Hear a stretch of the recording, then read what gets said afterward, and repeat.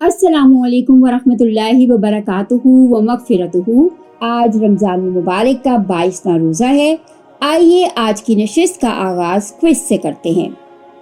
सवाल नंबर 1, गीबत को किस अमल से तशबीह दी गई है? नंबर 2, गीबत और बहतान में क्या फ़र्क है? नंबर 3, जो शख्स अपने भाई की गैर मौजूदगी में उसकी इज्जत का तहफ़्फ़ुज़ करे, अल्लाह ताला उसे क्या इनाम देंगे? नंबर 4, क़यामत के रोज़ गीबत करने वालों को क्या सज़ा दी जाएगी? सवाल नंबर 5, सूरतुल नसर में अल्लाह ताला ने नबी अकरम सल्लल्लाहु अलैहि वसल्लम को किस खबर से मुत्तला किया था? सवाल नंबर 6, रोज़े की हालत में कुल्ली और नाक में पानी डालने में बहुत ज़्यादा एहतमाम करने से क्या होता है? प्यारे बच्चों, इन सवालात के जवाबात अपनी नोटबुक में लिखिए और कल की वीडियो को दोबारा देखकर उनकी तस्हीह कर लीजिए। आइए आज की अच्छी बात, आज की नेकी की तरफ। आज की अच्छी बात है, नमाज इशा और तरावी के बाद सो जाना चाहिए। प्यारे बच्चों, अहादीस मुबारका में इशा की नमाज अदा करने के बाद किस्सा गोई की मुमानियत और जल्द सोने की तरगीब वारिद है। अलबत्ता दीनी उमूर जैसे कि तालीम, इबादत वगैरह या अहम दुनियावी उमूर मसलन मुसलमानों के इज्तिमाई नज़म के हवाले से मशवरा वगैरह या हलाल कारोबार का कोई अहम काम इशा के बाद अंजाम देना, इसी तरह घर वालों के साथ गुफ्तगू करना या घर पर आए हुए मेहमानों की ज़ियाफ़त वगैरह करना अहादीस मुबारका से साबित है, यानी ये काम आप कर सकते हैं। लिहाजा इस पूरी गुफ्तगू की समरी क्या हुई कि रात को इशा की नमाज पढ़कर जल्दी सोना मुस्तहब है, पसंदीदा है। ताहम इशा की नमाज के बाद दीनी या दुनियावी ज़रूरत के लिए जागना जायज़ है, जबकि ला यानी और फजूल कामों या गुफ्तगू में लगना मकरूह है। नीज़ किसी काम में इस तरह लगना जिससे फजर की नमाज कज़ा होने का गालिब गुमान हो या सहरी में आंख न खुलने का इम्कान हो तो वो नाजायज़ है।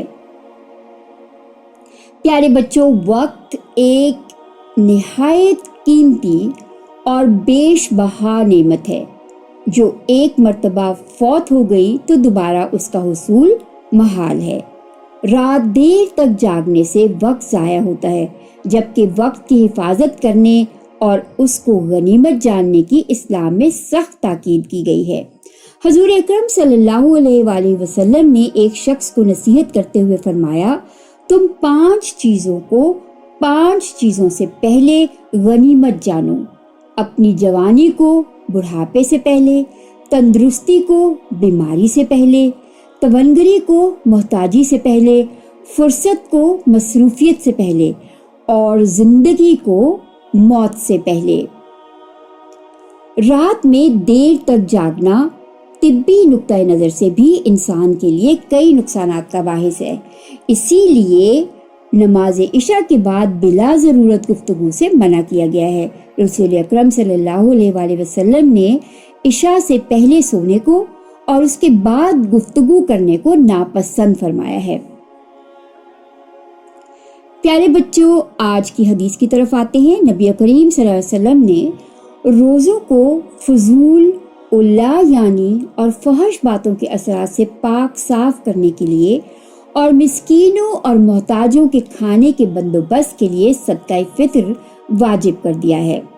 प्यारे बच्चों, जो मुसलमान इतना मालदार है कि उस पर ज़कात वाजिब है या उस पर ज़कात वाजिब नहीं, लेकिन कर्ज और दूसरे असबाब और इस्तेमाल की अशिया से ज़ायद इतनी कीमत का माल या असबाब उसकी मिल्कियत में ईद उल फित्र की सुबह सादिक के वक्त मौजूद है, जिसकी मालियत 52.5 तोले चांदी की कीमत के बराबर है या उससे ज़्यादा, तो उस पर ईद उल फित्र के दिन सदका देना वाजिब है। चाहे वो तिजारत का माल हो या तिजारत का माल ना हो, चाहे उस पर साल गुजर चुका हो या ना गुजरा हो, इस सदके को सदका फित्र कहते हैं। फित्र के माने रोज़ा खोलना या रोज़ा तर्क करना है। चूँकि ये सदका रमज़ान मुबारक के रोज़े पूरे करने के बाद ان کے ترک پر دیا جاتا ہے، لہٰذا صدقۃ الفطر کہلاتا ہے۔ صدقۃ الفطر نماز عید سے پہلے ادا کرنا ضروری ہے۔ حضرت صلی اللہ علیہ وآلہ وسلم نے صحابہ کرام کو اسی کی ہدایت فرمائی اور صحابہ کرام اسی پر کاربند رہے۔ صدقہ فطر حکم خداوندی کی بنا پر واجب ہے اور اس کی ایک حکمت ادائے شکر بھی ہے۔ پیارے بچوں، آئیے آج کے مسئلے کی جانب۔ بھول کر کچھ کھا پی لینے سے نہ روزہ ٹوٹتا ہے اور نہ مکروہ ہوتا ہے۔ پیارے بچوں، آئیے آج کی دعا کی جانب۔ آج کی دعا ہے بسم اللہ الرحمن الرحیم، ربی زدنی علما، اے میرے رب میرے علم میں اضافہ فرما۔ رسول اللہ صلی اللہ علیہ وآلہ وسلم پر جب وحی نازل ہوتی تو وہ فکر مندی سے جلدی جلدی پڑھنے لگتے کہ کہیں وہ بھول نہ جائے۔ اس پر اللہ تعالیٰ نے سورہ طٰہٰ میں انہیں یہ دعا پڑھنا سکھایا۔ پیارے بچوں، ہمیں ہر وقت علم نافع حاصل کرنے کی کوشش کرتے رہنا چاہیے۔ پیارے بچوں، حضور صلی اللہ علیہ وسلم نے ایک اور دعا، بڑی خوبصورت دعا ہمیں بتائی ہے، آئیے وہ پڑھتے ہیں۔ اللہم انی اسألک علما نافعا ورزقا طیبا وعملا متقبلا۔ اے اللہ، بے شک میں تجھ سے نفع دینے والے علم، پاکیزہ رزق اور قبول ہونے والے عمل کا سوال کرتا ہوں، آمین۔ تو پیارے بچوں، ہمیں ہر وقت دعا کرنی چاہیے کہ ہمیں نافع علم حاصل ہو اور ہم علم سے نفع اٹھا سکیں اور اپنے وقت کو بیکار چیزوں میں ضائع نہ کریں۔ آئیے ہوم ورک کی جانب۔ انفاق فی سبیل اللہ سے متعلق ایک آیت، ایک حدیث اور صحابہ کرام رضی اللہ تعالیٰ عنہ کی سیرت سے واقعات جمع کر کے اپنی اسلامیات کی کاپیوں میں نوٹ کیجیے۔ پیارے بچوں، امید ہے کہ آپ تمام ہوم ورک بہت دھیان سے کر رہے ہوں گے۔ آئیے آج کی نشست کا اختتام کرتے ہیں دعا سے۔ بسم اللہ الرحمن الرحیم، اللہم انفعنی بما علمتنی وعلمنی ما ینفعنی وزدنی علما والحمد للہ علی کل حال واعوذ باللہ من عذاب النار۔